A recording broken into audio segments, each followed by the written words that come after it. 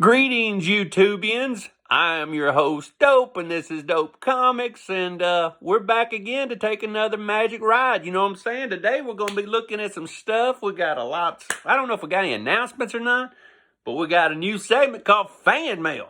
Fan Mail? Yeah, I got fan mail. Anyway, let's no announcements I can think of except, man, what a time to be in the comic books. I always love September, October, because this is when all the Halloween modern books come out. You know, I've only been on YouTube now since February. We did 80. This is number 80 right here. So I've only been on here since February, and this is the way it works. Through the summer when there's not a lot going on, I like to buy big books, and I like to collect what I can because I only got 4 or 5 things in my pull boxes. There's not much horror through the summer. And then when you get close to September, bam! All these horror books come out, like the Boogeyman's out this week. We've got Predator. We've got Aliens. We've got Silvercoin. We still got Something's Killing the Children. We've got Sun Eater. We've got Devil's Highway. We've got Creep Show coming out this month. We got Junkyard Joe coming out this month. We've got lots of stuff. We got one that is a tongue twister. We got Shock Shop coming out, which just came out. Cullen Bunn's writing it. I've got that on my pull box. So we got a lot of horror. It's the best time to read books of the year. And when all these books dry up come summertime, it's really time to start collecting and buying up all kinds of old DC 70s horror and all kinds of independent horror from, like, you know, Pacific Comics and all that kind of stuff. Stuff that I love, like, you know, Twisted Tales and all the crazy stuff. So, you know, anytime that the well runs dry after Halloween, you have to start digging hard for some of that old horror. But, you know, as long as you got a horror in your life, you're all right. But let's get to some of this viewer mail. What do you think? Let's look at some viewer mail. I got some viewer mail. Let's see what we got on viewer mail. First viewer mail question. Oh, this comes from Little Mayo. Little Mayo, my goal is to be a famous rapper. What advice can you give me? I would say, well, P.S., Michael Jordan or Michael Jackson. For the first part, Little Mayo, don't follow your dreams. Dreams is for losers. I don't think I'd ever be a professional rapper. Go get a job in a factory, make $300 a week, and then go buy comic books with it. You can live in your mom's basement for at least 10 years, so that'll be all profit. You can buy a lot of comic books. You can have a great comic book collection before you have to move out. So I would not follow my dreams, get a job in a factory, live in my mama's basement, and buy nothing but comic books, preferably big comic books that you won't be able to afford once you finally move out of your mama's basement. So for the first 10 years, just buy comic books. And, you know, then you'll have a great comic book collection. So that is my advice for Little Mayo. Also, Michael Jordan or Michael Jackson. Well, if I'm playing basketball, I would take Michael Jordan. But Michael Jackson likes horror. I mean, you ever seen the Thriller video? It's got werewolves in it and zombies. So, of course, I'm going with Michael Jackson. So there's your questions, Little Mayo. What else we got? I got another one here from Bad Bob Cobb from Budget Karate. Why do you hate Marvel so much? Well, I don't really hate Marvel. You know, I like Man-Thing. I like Hulk. I like Punisher. I like Daredevil. I like Spider-Man. But Marvel just ain't as good as DC, to be honest with you. DC's better in every way. Okay, next. And that was to Bad Bob Cobb from Budget Karate. And my last piece of fan mail here is from Stevie Ray Connell from Bongo, Germany. You're so fit and beautiful. What is your favorite food? P.S. You are so funny. Okay, Stevie Ray Connell from Bongo. My favorite food is I love either kraut and weenies or fried salmon patties. And the sides are the same on both of them. You got to have black-eyed peas and stewed potatoes with corn cake fritters. If you got corn cake fritters, I like to put that in my stewed potatoes. And for dessert, I like banana pudding. So either if you don't know what salmon patties are or kraut and weenies, you just need to come to the South for a while. And that is all of viewer mail for today. But what we're going to do, we're going to take a magic comic book ride back to 2020 of March. Y'all remember 2020 March? That's when the world shut down. There was nobody at Times Square. There's stuff going on that I'd never seen before, like a ghost town Times Square, a ghost town 2nd Avenue in Nashville. Nobody at sporting events. People were predicting 4 million people was going to die. People are walking around wearing masks all the time, everywhere, afraid to leave your house. My work sent me home for 8 months to a year to work from home. I didn't see any adults hardly. You go to the store, there's no toilet paper, no food. It's like the end of the world. Comic books, quit printing comic books. Comic book stores shut down. You had to find what you had to find to be able to read. I was rocking out eBay constantly. But during that time, I went to an antique store and I discovered some old Conan magazines. I found them at an antique store, and they're called Savage Sword of Conan. And I've showed them on episode 15 or 14 this year. Now we're up to 80, so you got to go back if you want to look at the Savage Sword of Conan magazines. But they turned me on to Conan, and Conan was basically fantasy is kind of like horror. You know, you got skeleton warriors, you got giant spiders, you got witches, you got warlocks, you got ghost snakes, you got a lot of the same stuff. You got giants, you got a lot of the same stuff I'm reading in horror magazines. So, you know, and the good thing about these old Savage Sword of Conan books was there's 3 or 4 stories in each one, and you could find them cheap. They're like $3 or $4 a piece at the antique stores. And I still find them for $3 or $4 at the comic book stores. And the artwork's great. Everything's great. So it turned me on to Conan. I couldn't read any other comics at the time because there wasn't really nothing coming out. And and you know, what they say is, you know, a good comic book could take you away. I needed something to relieve the stress from what am I going to do if my kids got COVID? Where am I going to go to find them some food? How long is this going to go on? Had all this stress on me. Couldn't even cut on TV. There was no sports. There was nothing on but dang news about COVID. So I wanted to get away from all that. So I would go in my garage, open up the garage door in the subdivision, and I would just read comics and look out the door all day. And what I wanted to read was nothing but Conan. And I just buried myself in Conan.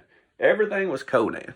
And so I got a bunch of Conan books, and I started reading Conan. And for 8 months to a year, I walked around with this all the time on me. This was what I called my Conan Bible. In the back of it, it's got the whole universe handbook of Conan in it. So what I did, I constantly read this book. I even took dorky notes and highlighted stuff about each group of people that's in Conan's world. And it's got maps of the world, and it's got all the weapons, and it's got certain people. It tells you about each kind of person and each kind of tribe and all the stuff. And I constantly just highlighted stuff. And I lived in this world. And they say that's what a good comic book would do. It will take you out of, you know, whatever problems you're having and all the stress you're having. And I would just sit around and read about like Hyboria, and I would take notes and highlight stuff and go back and memorize it. And I'd read about Robert E. Howard, and I'd do all this. And no matter what comic book or magazine I had to have this close by because I had to look at my map, figure out where Conan was, and do all the reading on it. So this was my Conan Bible. I also have the floppy of the Conan universe. But anyway, today I'm going to show you some Conan books. These helped me escape 2020. And these are some of my favorites. They're not the most expensive. They're not the coolest. But this is the ones I really enjoyed. One of my favorite Conan covers. Let's do some covers first. I enjoyed this cover a lot. I like the blank background. It's one of my favorite covers. Just a cool cover. Here's another cool cover of Conan battling a pterodactyl with a sexy baby on his back. So if you ain't never, you know you're bad whenever you got a hot-ass naked girl riding the back of a blue pterodactyl. Here's one where he's in the jaws of life. And this is probably my favorite. I like all the skulls and bones and everything. Really good. So it kind of reminds me of my Witchcraft 5 with all the bones down here and stuff. So that's a cool one. And how could you not like this cover? I saw this cover, my damn eyeballs about popped out. This one's autographed by somebody. All you Conan fans out there, you might know who that is. Gary B. You out there, Gary B? Whose autograph is that? Anyway, this is a Conan. I never noticed they got 2 monsters on here. But, yeah, we got some monsters on here. This is autographed by somebody. This is Dark Horse. Now, my favorite Conan story of all time is probably, without a doubt, this book right here. Number 16, Frost Giant's Daughter. This is a must if you're just a comic reader. If you're a comic reader, I feel like there's 2 books you got to read. When I got back into comics, there's 2 books I felt like it was my obligation, even if I didn't like the comic books, that I had to read. And one of them is The Frost Giant's Daughter, Robert E. Howard, Barry Windsor Smith. Great stuff. You need to read this. And when I read this, I wasn't happy after I read it. I wasn't sad after I read it. I felt honored to read this 100-year-old story. And there's not many books I've ever read where I felt honored afterwards. But this, and I felt like the Death of Superman, the trade, you should have to read. But this right here is one of 2 things I feel like as a comic fan you should at least read. If you like it or not, it's your duty to read. But this, I felt honored to read. It's my favorite story ever by Conan. And I would take this book right here over a Conan 1 any day. I've got a Conan 1. I got a few of them, actually. But this book, I don't put value on books. I've never sold a book in my life. So to me, this book I would take over Conan 1 any day. So this is Sweet 16. It's a great book. Another thing I love is The Thing from the Crypt.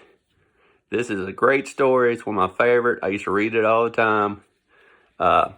On YouTube, there's like an Iron Maiden band. There's a band that took this comic book and made a heavy metal song to it.